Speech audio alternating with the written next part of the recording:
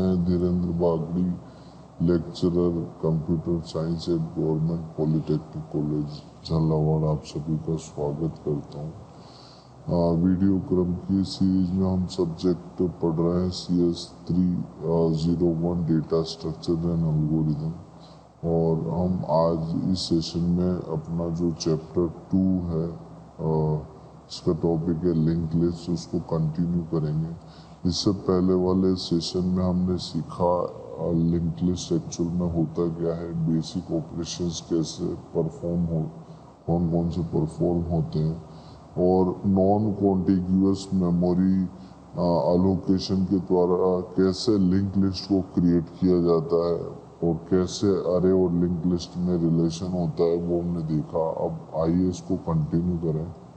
किस तरह से हमें user defined data type create कर सकते हैं जो कि हमें लिंक लिस्ट में जरूरत होगी। क्योंकि आपको मैंने बताया था कि जैसे कि मान लीजिए कि ये आपकी रैम है, तो आपको रैम में अगर आपको लिंक्स बनाने हैं अलग अलग मेमोरी चंक्स के, अगर मान लीजिए कि आपने ये एक डेटा स्टोर करना चाहते हैं 28, तो 28 स्टोर करने के लिए आपको एक लोकेशन की जरूरत पड़ेगी जो कि आपको रन टाइम पे, रन टाइम का मतलब क्या है, रन टाइम पे ये है कि जब आपका प्रोग्राम एग्जीक्यूट हो रहा है, जब आपका प्रोग्राम चल रहा है, उस टाइम पे आप मेमोरी ऑपरेटिंग सिस्टम से बोलते हैं कि मुझे बनाकर दे दो। तो जब भी ऑपरेटिंग सिस्टम मेमोरी बना के देता है तो वो उसका एक एड्रेस रिटर्न करता है, और उस एड्रेस को स्टोर करते हैं आप किसी भी पॉइंटर वेरिएबल में। तो यहाँ पर आपको 28 स्टोर करना था, तो 28 क्योंकि इंट टाइप का था, ये क्या कहलाता है, डेटा। तो जो डेटा आपको स्टोर करना है उसका डेटा टाइप आप ऑपरेटिंग सिस्टम को बताते हो, और ऑपरेटिंग सिस्टम उस डेटा टाइप के अकॉर्डिंग आपको उतने साइज का मेमोरी ब्लॉक क्रिएट करता है और उसका एड्रेस रिटर्न कर देता है।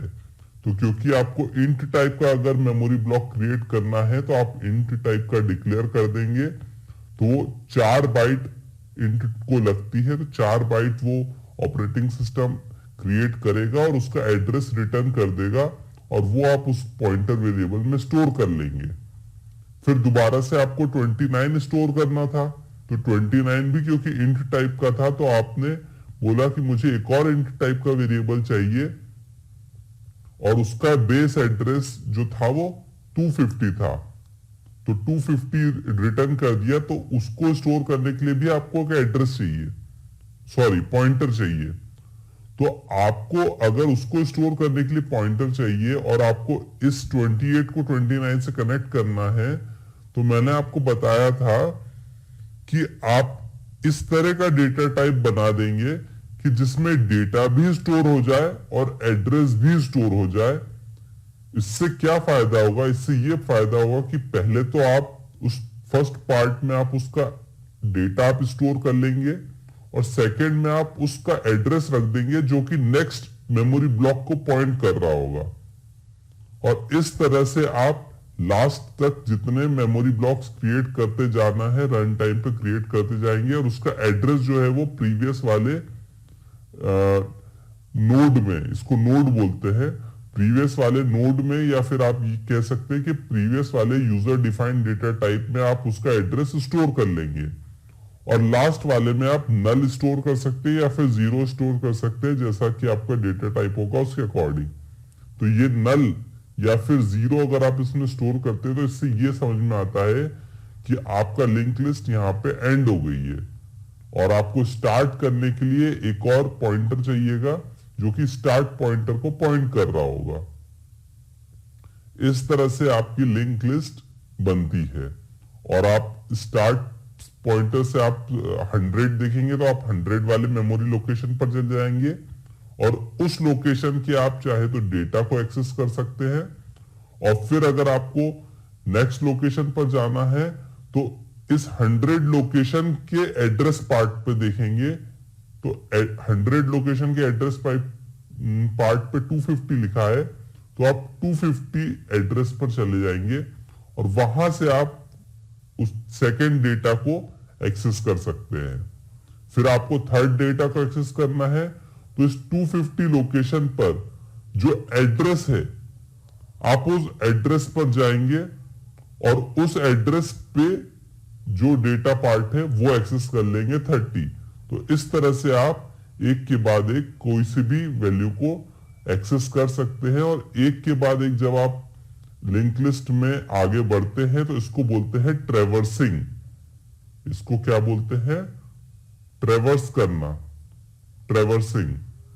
तो इस तरह से आप अपनी जो भी आपका एरे रहेगा उसको आप ट्रेवर्स कर सकते हैं। अब आप बात आती है कि हमको ये देखना था कि ये जो हमने ब्लॉक क्रिएट किया था, ये जो हमने ब्लॉक क्रिएट किया था और इसको मैंने कहा था कि इसको हम कहते हैं user defined data type. User defined data type means ऐसा डेटा टाइप जो हम क्रिएट करने जा रहे हैं। तो अब हमें यह देखना है कि यूजर डिफाइंड डेटा टाइप कैसे क्रिएट किया जा सकता है। तो C++, जावा, कोई भी आप लैंग्वेज अगर यूज करते हैं तो हर एक लैंग्वेज आपको एक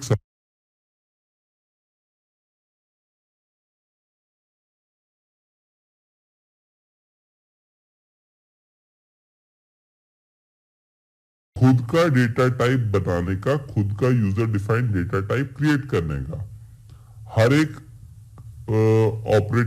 हर एक क्लास का, हर एक लैंग्वेज का अलग अलग स्ट्रक्चर होता है, अलग अलग तरीका होता है user defined data type create करने का, लेकिन सबका मकसद एक ही होता है। सबका मकसद यही होता है कि आप एक ऐसा डेटा टाइप क्रिएट कर सके जिसमें कि आप एक से ज्यादा टाइप के, अलग अलग टाइप के वेरिएबल्स को एक जगह पर बंच करके रख सके और उसको आप जब चाहे यूज कर सके। अब यहां पर हमें यूजर डिफाइंड डेटा टाइप बनाने की क्यों जरूरत है? यहां पे यूजर डिफाइंड डेटा टाइप बनाने की इसलिए जरूरत है क्योंकि हमें एक इंट टाइप का वेरिएबल स्टोर करना है और एक एड्रेस पार्ट स्टोर करना है, और ऐसा कोई मेमोरी ब्लॉक, ऐसा कोई डेटा टाइप अभी अवेलेबल नहीं है हमारे पास, और हमें इसलिए खुद से ऐसा डेटा टाइप बनाना पड़ेगा क्योंकि हमारी रिक्वायरमेंट है। तो अब इसका डेटा टाइप बनाने का तरीका मैं आपको अभी सी लैंग्वेज में बता रहा हूं कि सी लैंग्वेज में कैसे बनाते हैं, और सिमिलरली आप C++ या अदर लैंग्वेज में भी आप उसको बना सकते हैं, कोई ज्यादा डिफरेंस नहीं होता है। और अगर आपने सी में समझ लिया है तो C++ भी सब सी को सपोर्ट करता है, तो उसी तरह से आप बना सकते हैं। तो स्ट्रक्ट एक ऐसा कीवर्ड है सी जो प्रोवाइड करता है जिसके थ्रू आप अपना खुद का डेटा टाइप बना सकते हैं। इसको फुल फॉर्म कहते हैं स्ट्रक्चर। स्ट्रक्ट का फुल फॉर्म है स्ट्रक्चर। स्ट्रक्चर एक ऐसा डेटा टाइप, एक ऐसा कीवर्ड है जिसके थ्रू आप किसी भी ऑपरेटिंग सिस्टम को बता सकते हैं कि ये जो कंपाइलर को बता सकते हैं कि ये जो मैं डेटा टाइप बनाने जा रहा हूं ये खुद का यूजर डिफाइंड डेटा टाइप है। तो आपका इसका सिंटेक्स ये होता है कि मान लीजिए कि आपको खुद का यूजर डिफाइंड डेटा टाइप बनाना है, तो आप पहले लिखेंगे स्ट्रक्ट। स्ट्रक्ट आपका कीवर्ड हो गया, और उसके बाद आप इसका कोई भी एक नाम दे देंगे जो आपको इस यूजर डिफाइंड डेटा टाइप का रखना है। जैसे कि मैं इसका नाम रखना चाहता हूं माय डेटा टाइप, तो मैं इसका नाम रख देता हूं माय डेटा टाइप। और ये केस सेंसिटिव होता है, तो जो आप कैपिटल में लिख रहे हैं वो कैपिटल में होगा, जो आप स्मॉल में लिख रहे हैं वो स्मॉल में होगा। तो ये आपके डेटा टाइप का नाम है। डेटा टाइप का नाम क्या? जैसे कि अगर आप इंट x लिखते हैं तो इंट जो है वो उसका डेटा टाइप का नाम है, इंटीजर टाइप के डेटा टाइप का नाम है। अगर आप फ्लोट x लिखते हैं तो आपका जो फ्लोट है वो उस डेटा टाइप का नाम है। उसी तरह से मुझे अपना खुद का एक यूजर डिफाइंड डेटा टाइप बनाना है, तो पहले मुझे उसका एक नामकरण करना पड़ेगा, उसका एक नाम रखना पड़ेगा। तो उसका मैंने नाम रख दिया है माय डेटा टाइप, और आगे स्ट्रक्ट कीवर्ड लगाने से ये हो जाता है कि कंपाइलर को समझ में आ जाता है कि ये जो माय डेटा टाइप है ये एक यूजर डिफाइंड डेटा टाइप है। अब बात आती है कि इस डेटा टाइप में किस किस तरह के वेरिएबल्स स्टोर कर सकते हैं।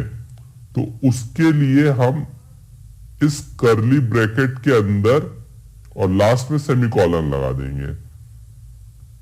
तो इस कर्ली ब्रैकेट के अंदर हम जितने भी तरह के डेटा टाइप लिख देंगे उतने तरह के डेटा टाइप इस कंप्लीट एक पैकेज में आ जाएंगे। इसका मतलब क्या है? इसका मतलब यह है कि अगर मैंने स्ट्रक्ट माय डेटा टाइप लिख दिया है तो ऑपरेटिंग सिस्टम या कंपाइलर अगर बना रहा है इसको, तो वो समझ जाएगा कि रैम में मुझे एक मेमोरी ब्लॉक क्रिएट करना पड़ेगा, और वो किस टाइप का होगा, उसका जो टाइप होगा वो होगा माय डेटा टाइप। मगर अभी प्रॉब्लम है। प्रॉब्लम यह है कि अगर हम इंट एक्स लिखते हैं तो कंपाइलर को समझ में आ जाता है कि इंटीजर टाइप का डेटा स्टोर होने वाला है और उसको 4 बाइट चाहिए है। अगर डबल टाइप का या लॉन्ग डबल टाइप का अगर आप स्टोर कर रहे हैं तो उसको पता चल जाता है कि 8, 16 कितने बाइट्स लगने वाले हैं, ये कंपाइलर को समझ में आ जाता है। लेकिन अगर मैं अपना खुद का यूजर डिफाइंड डेटा टाइप बना रहा हूं माय डेटा टाइप, तो अभी कंपाइलर को नहीं पता कि इसके लिए कितना मेमोरी लगने वाला है, इसको कितनी जगह चाहिएगी उस रैम में ताकि ये हमारा डेटा स्टोर कर सके। तो इसलिए हमें अंदर यहां पे बताना भी पड़ेगा कि हमें किस तरह के वेरिएबल्स इसमें हम स्टोर करने वाले हैं। तो हम मान लीजिए हमें क्या स्टोर करना है, हमें एक इंटीजर टाइप का वेरिएबल स्टोर करना है और एक एड्रेस टाइप का। तो हम यहां पे बता देंगे कि हम एक इंट टाइप की वैल्यू स्टोर करने वाले हैं और उसका हम नाम रख देते हैं डेटा। तो इससे यह समझ में आ जाता है कि इसके अंदर एक जो ब्लॉक क्रिएट होने वाला है वो डेटा टाइप का होगा, डेटा उसका इंट टाइप का होगा। तो ये जो ब्लॉक है ये आपका इंट टाइप का होने वाला है। फिर हमें पता है कि एक और हमें ब्लॉक की जरूरत पड़ने वाली है, क्योंकि हमें पॉइंटर वेरिएबल भी चाहिए, एड्रेस भी स्टोर करना है। लेकिन हमें एड्रेस किसका स्टोर करना है? एड्रेस हमें इसी के सेम टाइप के अदर मेमोरी लोकेशन का एड्रेस स्टोर करना है। अब आपको मैंने बताया था कि अगर इंट एस्ट्रिक पी अगर हम लिखते हैं तो इसका मतलब ये नहीं होता कि ये पॉइंटर जो है वो इंट टाइप का है, नहीं। इसका मतलब ये है कि ये पॉइंटर जिस लोकेशन को पॉइंट करने वाला है उसका डेटा टाइप जो है वो इंटीजर होगा। अगर हम फ्लोट एस्ट्रिक पी लिखते हैं तो इसका मतलब ये होता है कि ये पॉइंटर जिस लोकेशन को पॉइंट करने वाला है वो फ्लोट टाइप का होगा। क्योंकि देखिए किसी भी मेमोरी लोकेशन का एक एड्रेस होगा और एड्रेस तो हमेशा एक इंटीजर पार्ट ही होगा, चाहे वो 100 हो, चाहे 250 हो, चाहे 210 हो। तो अगर हमने बोल दिया है एस्ट्रिक पी, तो एस्ट्रिक पी लिखने से ये समझ में आ जाता है कि ये पॉइंटर टाइप का है और कंपाइलर समझ जानता है कि अगर मैंने पॉइंटर वेरिएबल बनाया है तो उसमें एड्रेस ही स्टोर होगा और एड्रेस हमेशा इंटीजर टाइप का रहेगा। तो इंटीजर को अगर उसको 4 बाइट लगती है तो वो 4 बाइट ऑटोमेटिकली दे देगा। तो उसमें उसको कोई कंफ्यूजन नहीं है। कंफ्यूजन उसको इस बात से है कि ये पॉइंटर जिस मेमोरी लोकेशन को पॉइंट करने वाला है उसका टाइप क्या है, उसका डेटा टाइप क्या है, तो वो किस टाइप का है वो हम यहां पर आगे लिखते हैं। तो अगर हमने कभी इंट एस्ट्रिक पी लिखा है, इसका की मतलब कि ये पॉइंटर जो है वो इंटीजर टाइप के मेमोरी ब्लॉक को पॉइंट करने वाला है। और अगर हमने फ्लोट एस्ट्रिक पी लिखा है, इसका मतलब ये पॉइंटर वेरिएबल जो है वो फ्लोट टाइप के मेमोरी लोकेशन को पॉइंट करने वाला है। तो उसी तरह से अगर हम यहां पर 250 स्टोर करने वाले हैं, तो हमें ये तो पता है कि ये 250 एड्रेस है, तो हम एस्ट्रिक तो लिख ही देंगे। एस्ट्रिक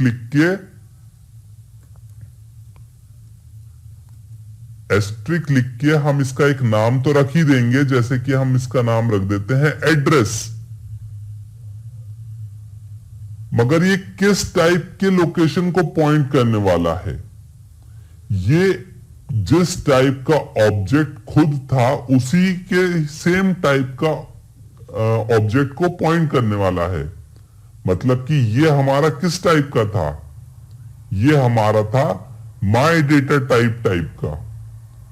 तो ये माय डेटा टाइप के ही पॉइंट मेमोरी लोकेशन को पॉइंट करने वाला है। अब हमारा माय डेटा टाइप तो हम अभी बना ही रहे हैं, इसका मतलब इसका जो डेटा टाइप जो है जिस लोकेशन को पॉइंट करने वाला है वो हमें यहां लिखना पड़ेगा पहले। तो इसका टाइप क्या है, इसका टाइप है माय डेटा टाइप। तो मैं यहां पे लिख दूंगा my data type.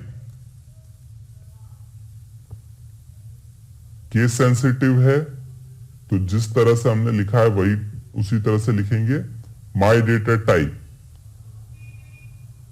But C language में ये रूल है कि हमें स्ट्रक्ट कीवर्ड भी आगे लिखना पड़ेगा जब भी हम पॉइंटर बनाते हैं। तो इतना तो सफिशिएंट था, जैसे कि हमने इंट एस्ट्रिक पी लिखते थे तो हमें पता चल जाता था इंटीजर टाइप के मेमोरी लोकेशन को ये पॉइंट करने वाला है पॉइंटर। फ्लोट अगर लिखते थे तो फ्लोट टाइप के पॉइंटर को पॉइंट करने वाला था। तो अगर हमने एस्ट्रिक एड्रेस के आगे अगर माय डेटा टाइप लिखा है, इसका की मतलब ये जो एड्रेस पॉइंटर है ये किस टाइप के डेटा टाइप को पॉइंट करने वाला है, माय डेटा टाइप। और क्योंकि हमें आगे स्ट्रक्ट लिखना भी जरूरी है तो इसके आगे हम स्ट्रक्ट भी लिख देंगे। तो इस तरह से ये आपका सिंटैक्स हो जाएगा आपके खुद के यूजर डिफाइंड डेटा टाइप को क्रिएट करने का होगा। User defined data type.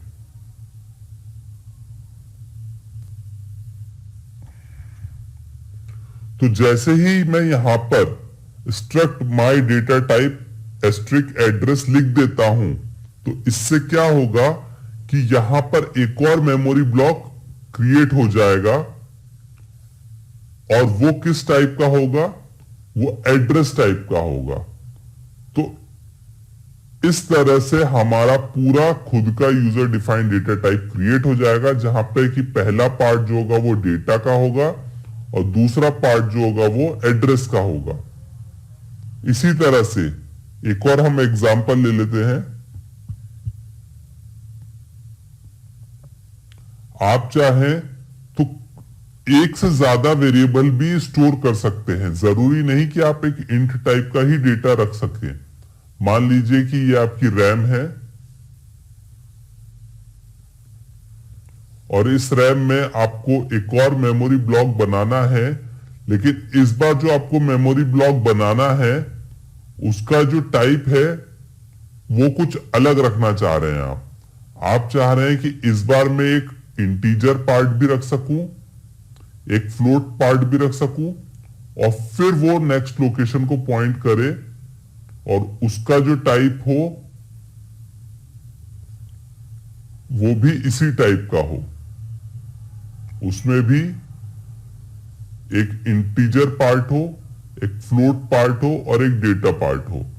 और इसको पॉइंट करने के लिए भी आपको एक पॉइंटर वेरिएबल चाहिएगा, तो वो पॉइंटर वेरिएबल ये होगा। तो आप समझिए कि इसमें क्या डिफरेंस आएगा। आपका जो पहला पार्ट है ये आपका इंट होने वाला है, दूसरा आपका फ्लोट होने वाला है, और तीसरा आपको एड्रेस ही चाहिए। और यहां पर भी एड्रेस आएगा। तो आप बहुत ही सिंपल है, आप खुद का यूजर डिफाइंड डेटा टाइप आप बनाना चाह रहे हैं तो आप कैसे बनाएंगे? आप लिखेंगे स्ट्रक्ट। स्ट्रक्ट तो क्योंकि कीवर्ड है, और आप इसका खुद का एक नाम रख देंगे। तो इसका नाम आप रख देते हैं, लेट्स से इस बार मैं इसका नाम रख देता हूं माय। इसका सिर्फ नाम हम लोग रख देते हैं माय डेटा। माय डेटा कुछ भी आप नाम रख सकते हैं, और फिर यहां पे आप कर्ली ब्रैकेट लगाएंगे और क्लोज कर देंगे। क्योंकि पहला इसका डेटा टाइप क्या है, इंटीजर टाइप का है, तो आप यहां पे लिख देंगे इंट और इसका नाम देते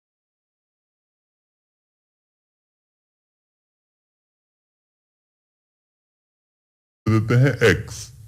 दूसरा आप फ्लोट टाइप का वेरिएबल स्टोर करना चाहते हैं तो आप लिख देंगे फ्लोट।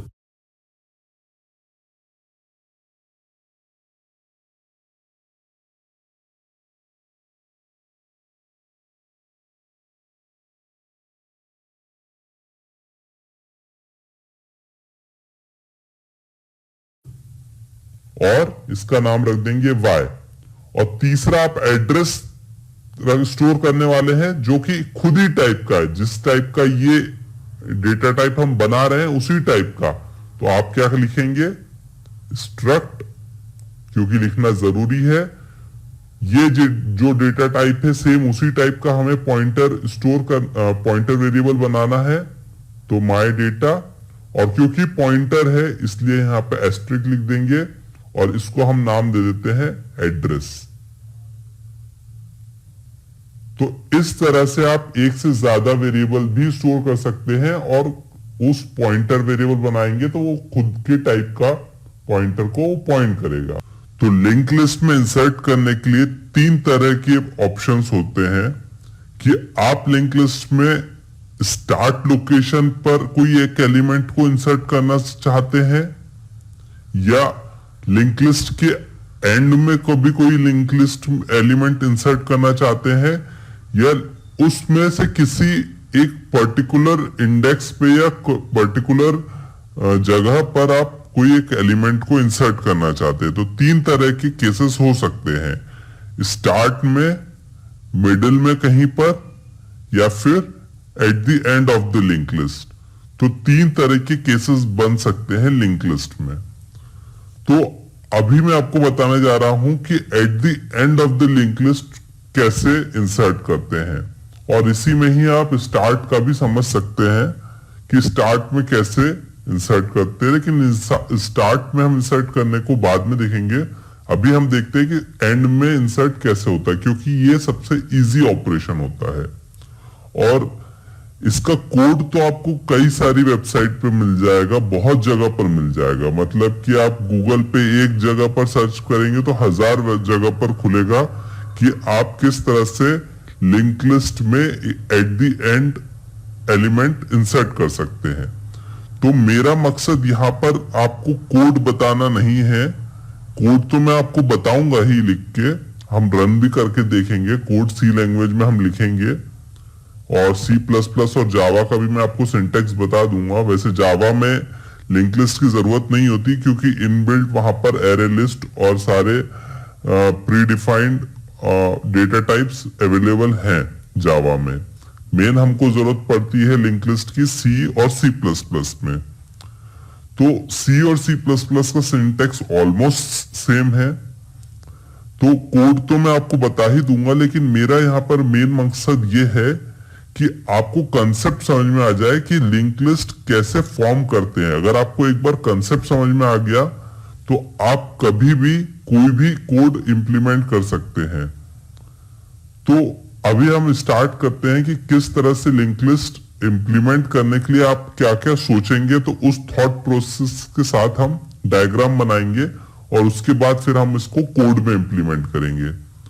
तो आप ये सोचिए कि जब आपको लिंक लिस्ट इम्प्लीमेंट करना है तो आपको सबसे पहले क्या पता होना चाहिए।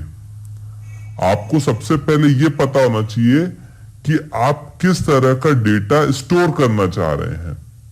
आप इंट टाइप का डेटा स्टोर करना चाहते हैं या फ्लोट टाइप का डेटा स्टोर करना चाहते हैं या कोई प्री डिफाइंड खुद का यूजर डिफाइंड खुद का एक डेटा टाइप बनाना चाहते हैं, जैसे कि स्टूडेंट या फिर टीचर या फिर एम्प्लॉय। स्टूडेंट, टीचर और एम्प्लॉय नाम का कोई ऑब्जेक्ट नहीं होता, लेकिन मान लीजिए कि आपको किसी एम्प्लॉय की इंफॉर्मेशन रखनी है तो आप उसके एम्प्लॉय की आईडी रखेंगे, उसका नेम रखेंगे, हो सकता है कि उसके बारे में फोन नंबर, ईमेल आईडी, ये सब भी आप स्टोर करना चाहें। स्टूडेंट के केस में भी 4-5 इंफॉर्मेशन हो सकती है, उसका रोल नंबर हो सकता है, उसका नेम हो सकता है, उसका एड्रेस हो सकता है, उसका मोबाइल नंबर हो सकता है। तो ये खुद में एक डेटा टाइप हो सकता है आपका स्टूडेंट नाम का। तो जैसे मैंने आपको प्रीवियस ट्यूटोरियल में आपको बताया था कि आप खुद का भी एक डेटा टाइप बना सकते हैं with the help of struct keyword. Struct keyword में आप अपने डेटा टाइप्स की फील्ड बता देंगे और उसका कोई भी एक नाम दे देंगे। तो मान लीजिए कि आपको स्टूडेंट टाइप का ही अगर आपको बनाना रहा तो आप क्या लिखेंगे, आप लिखेंगे स्ट्रक्ट और उस डेटा टाइप का आप नाम रख दीजिए स्टूडेंट, और उस स्टूडेंट में आप क्या क्या वैल्यूज स्टोर करना चाहते हैं। मान लीजिए आप उसमें उसका रोल नंबर रखना चाहते हैं तो इंट आपका रोल नंबर आ जाएगा एक। उसके बाद आप मान लीजिए उसका नेम रखना चाहते हैं तो नेम आप कैरेक्टर एरे में रखना चाहेंगे तो आपका एक कैर एरे बन जाएगा और उसमें आप उसका नेम रखना चाहेंगे तो आप उसका नेम रख सकते हैं। मान लीजिए वो 20 साइज का आप रखना चाह रहे हैं। फिर आप हो सकता है कि उसका एड्रेस रखना चाहते तो एड्रेस भी कैर टाइप के उसमें आ जाएगा। और ये पूरा जो डेटा टाइप है, ये मान लीजिए एड्रेस जो है वो 50 टाइप का साइज का एरे होगा, कैरेक्टर एरे।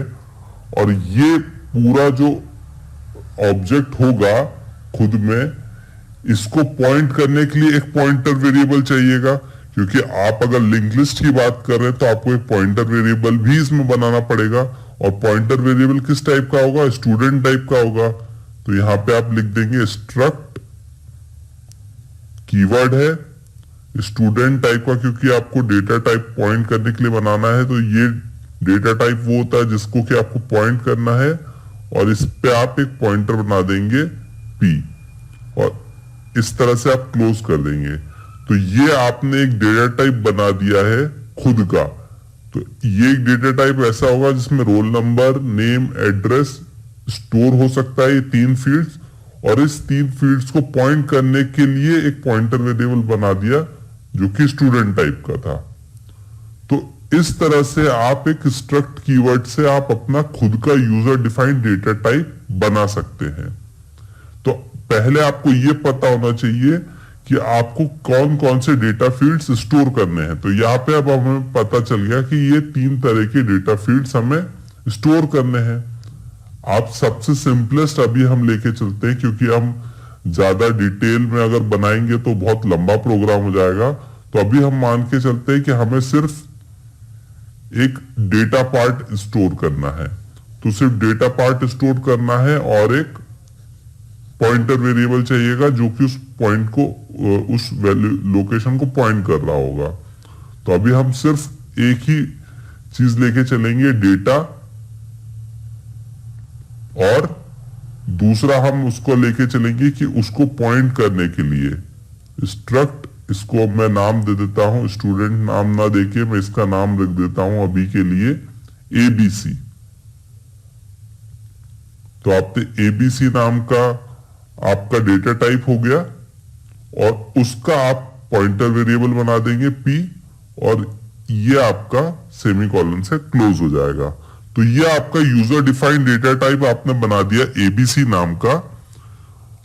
तो पहले आपको ये पता चल गया कि आपको कौन से ऑब्जेक्ट किस तरह का डेटा स्टोर करना है। जब आपको ये पता चल गया है तो आपको क्या करना पड़ेगा, सबसे पहले एक स्टार्ट पॉइंटर बनाना पड़ेगा जो कि फर्स्ट मेमोरी लोकेशन को पॉइंट करेगा। क्योंकि अगर आप पहला कोई मेमोरी लोकेशन क्रिएट करते हैं स्ट्रक्ट में, स्ट्रक्ट टाइप एबीसी टाइप का, तो सबसे पहले आपको ऑपरेटिंग सिस्टम से रिक्वेस्ट करनी पड़ेगी कि प्लीज मुझे एबीसी टाइप का डेटा टाइप का एक मेमोरी ब्लॉक क्रिएट करके दे दो और उसका एड्रेस जो है रिटर्न कर दो। तो मान लीजिए कि ये आपकी रैम है, जैसे कि हम हर बार देखते हैं कि पहले डायग्रामेटिकली हम समझना चाहेंगे कि इसको क्या हो रहा होगा इंटरनली। तो आप क्या करेंगे कि सबसे पहले एक मेमोरी लोकेशन को एक्सेस करेंगे। तो मेमोरी लोकेशन क्रिएट करने के लिए आप बोल देंगे कि मुझे एबीसी टाइप का डेटा मेमोरी लोकेशन दे दीजिए। तो ऑपरेटिंग सिस्टम ये एक मेमोरी ब्लॉक बना लेगा और इसके दो पार्ट होंगे, एक होगा डेटा पार्ट और एक होगा एड्रेस पार्ट। तो और इसका एक एड्रेस होगा इस पूरी मेमोरी लोकेशन का, मान लीजिए वो है 100। तो जब आपको ये मेमोरी ब्लॉक क्रिएट करना है तो ऑपरेटिंग सिस्टम को आप पहले रिक्वेस्ट करनी पड़ेगी। तो हर अलग अलग लैंग्वेज में अलग अलग मैकेनिज्म होता है आपको मेमोरी ब्लॉक को क्रिएट करने के लिए। तो सी लैंग्वेज में मेलॉक और कैलॉक ऐसे दो कीवर्ड्स हैं जिसके की थ्रू, सॉरी कीवर्ड्स नहीं फंक्शंस हैं, दो ऐसे फंक्शन है जिससे कि आप रिक्वेस्ट कर सकते हैं ऑपरेटिंग सिस्टम को कि प्लीज हमें मेमोरी ब्लॉक क्रिएट करके दे दीजिए। और उस फंक्शन के अंदर आपको पैरामीटर पास करना पड़ता है कि आपको किस डेटा टाइप का मेमोरी ब्लॉक चाहिए, उतने साइज का वो मेमोरी ब्लॉक बना के दे देगा। C++ और जावा में यही काम न्यू कीवर्ड से होता है। तो हम जब वो कोड में लिखेंगे तो हम आपको मैं समझ में आ जाएगा। और अगर आप C++ जावा से फैमिलियर है तो आपको मेरी बातें क्लियरली समझ में आ रही होगी। तो पहले आपको ऑपरेटिंग सिस्टम से रिक्वेस्ट करनी पड़ेगी कि मुझे प्लीज इतने साइज का मेमोरी ब्लॉक क्रिएट करके दे दो। जब वो मेमोरी ब्लॉक क्रिएट कर देगा तो वो आपको एक एड्रेस रिटर्न करेगा। तो आपका पहला रिक्वायरमेंट होगा कि मेमोरी ब्लॉक क्रिएट करना, और फिर रिक्वायरमेंट होगा कि उसके लिए एक और मेमोरी ब्लॉक क्रिएट करना जिसमें कि उसका एड्रेस स्टोर होगा। तो इसका एड्रेस जो है यहां पर स्टोर हो जाएगा, ये इसको पॉइंट करने लगेगा, ये इस लोकेशन को पॉइंट करने लगेगा और इसका एड्रेस यहां पे स्टोर हो जाएगा। तो पहला आपका रिक्वायरमेंट क्या हुआ, पहला आपका रिक्वायरमेंट हुआ मेमोरी ब्लॉक क्रिएट करना, क्रिएटिंग अ मेमोरी ब्लॉक।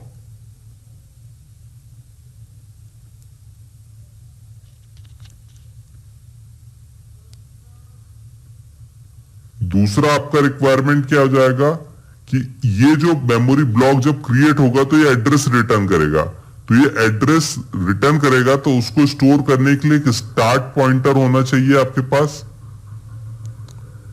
तो स्टार्ट पॉइंटर आपको क्रिएट करना पड़ेगा। ये स्टार्ट पॉइंटर ये वाला पॉइंटर होगा जो कि इस एड्रेस को कंटेन करेगा। अब जब आपको नेक्स्ट फील्ड, अब क्योंकि ये पहला बार डेटा आप क्रिएट कर रहे हैं तो इसके एड्रेस पार्ट में क्या लिखेंगे, नल। तो फर्स्ट टाइम पे आप क्या करेंगे कि एड्रेस पार्ट में जो एड्रेस पार्ट होगा उसमें आप असाइन कर देंगे नल।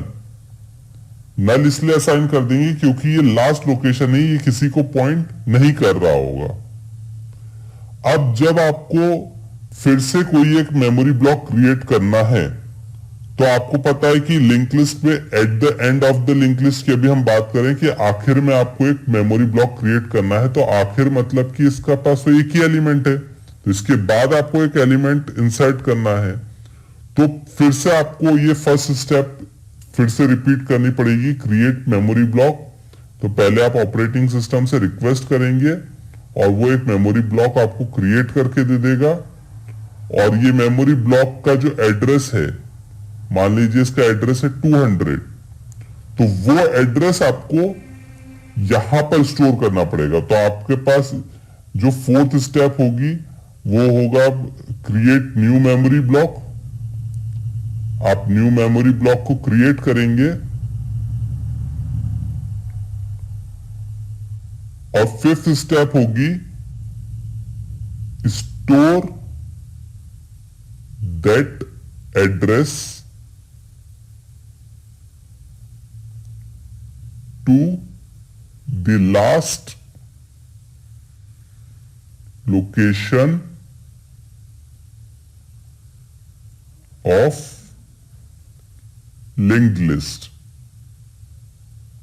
लास्ट लोकेशन बोल सकते हैं या फिर लास्ट जो आपकी लिंक लिस्ट है उसमें जो एड्रेस है वहां पर आपको स्टोर करना पड़ेगा। तो सबसे पहले आप ये मेमोरी ब्लॉक क्रिएट करेंगे और इसका जो एड्रेस है वो आप अपने इस लास्ट वाले मेमोरी ब्लॉक में स्टोर कर लेंगे। तो आपके लास्ट मेमोरी ब्लॉक मान लीजिए कि यही वाला था, तो आप इसमें स्टोर कर लेंगे 200। तो यहां पर आप एड्रेस की जगह पर आपका क्या आ जाएगा, 200 आ जाएगा। तो यहां पर आप इस तरह से इसको पॉइंट करने लगेंगे और अब क्योंकि ये लास्ट हो चुका है तो यहां इसमें नल आ जाएगा। और फिर से तो इसमें क्या हो जाएगा कि new block should contain null address।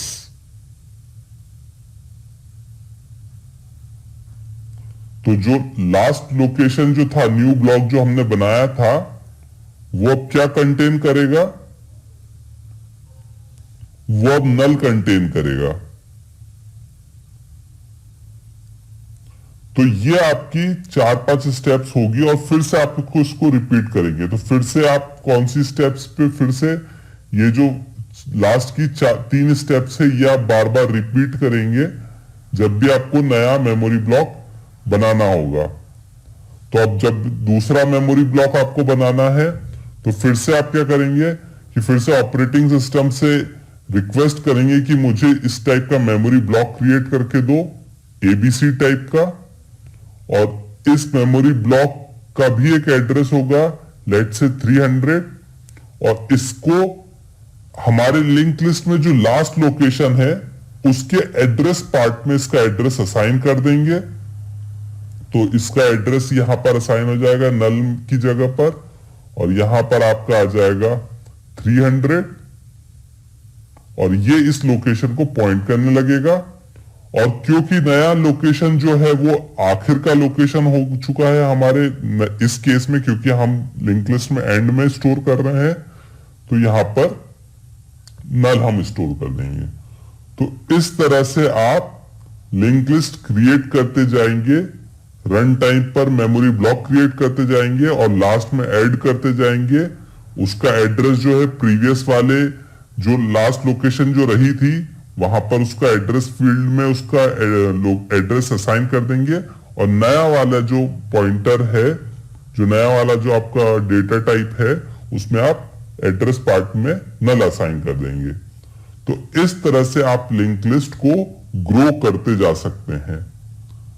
तो ये हो गया आपका कंसेप्ट। तो मैंने आपको अभी कंसेप्ट बता दिया है। इसके नेक्स्ट पार्ट में हम इसका इंप्लीमेंटेशन लिखेंगे कि सी लैंग्वेज में या फिर C++ लैंग्वेज में हम इसको कोड के फॉर्म में किस तरह से इंप्लीमेंट कर सकते हैं।